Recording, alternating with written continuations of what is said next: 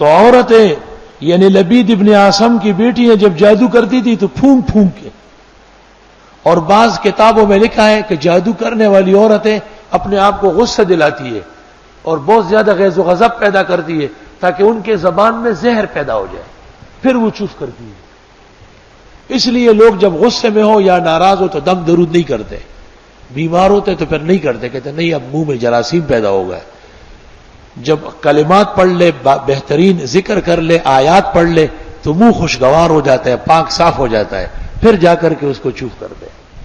ایسا نہیں ہے کہ میں چوف چوف چوف چوف کرتے رہو، چوف کے پیچھے بہت بڑا داستان ہے۔ یہاں لوگ آ جاتے ہیں دم کے لیے، میں ان سے کہتا ہوں میں فارغ نہیں ہوں، کہتے ہیں کر لے، کیا فرق پڑتا ہے؟ اس احمق کو یہ پتہ نہیں کہ یہ وقت دم کے لیے صالح نہیں ہے۔ دم اس وقت مناسب ہوتا ہے جب دم کرنے والے کو یقین ہو جائے کہ انشاءاللہ فائدہ ہوگا، پوری توجہ ہو جائے، یہ نہیں کہ چوف بازی کرتے رہے۔ اخبار میں آیا ہے کہ ایک پیر کراچی ایئرپورٹ اترا، مرید بہت سارے آئے تھے، اس نے لاؤڈ سپیکر پر سب کو دم کیا، سارے مرید دور تک دم ہو گئے۔ ومن شر حاسد اذا حسد، اور حسد کرنے والے کے شر سے جب وہ حسد پر اتر آتے ہیں۔ یہ جادو اور سحر یہ بھی حسد کی نشانی ہے کہ ایک آدمی کو نقصان پہنچائے۔ مولانا عبدالحی لکھنوی پر سحر کیا گیا تھا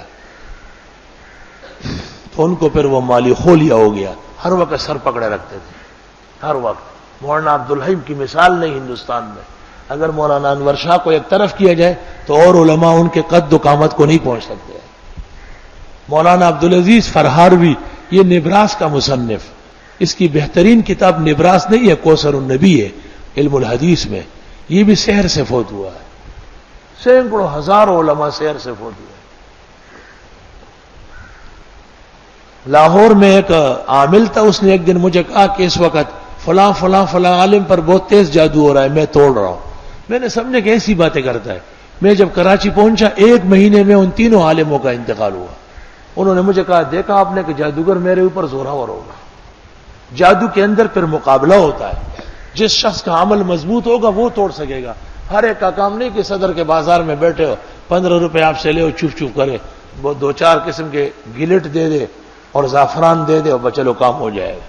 یہ تو اوہام ہے، وہم کا تابع ہوتا ہے، تو آپ کوئی چیز بھی لکھ کے دیں وہ ٹھیک ہو جاتا ہے۔